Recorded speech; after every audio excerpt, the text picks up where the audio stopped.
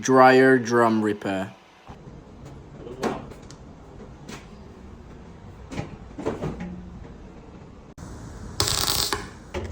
No, perfetto.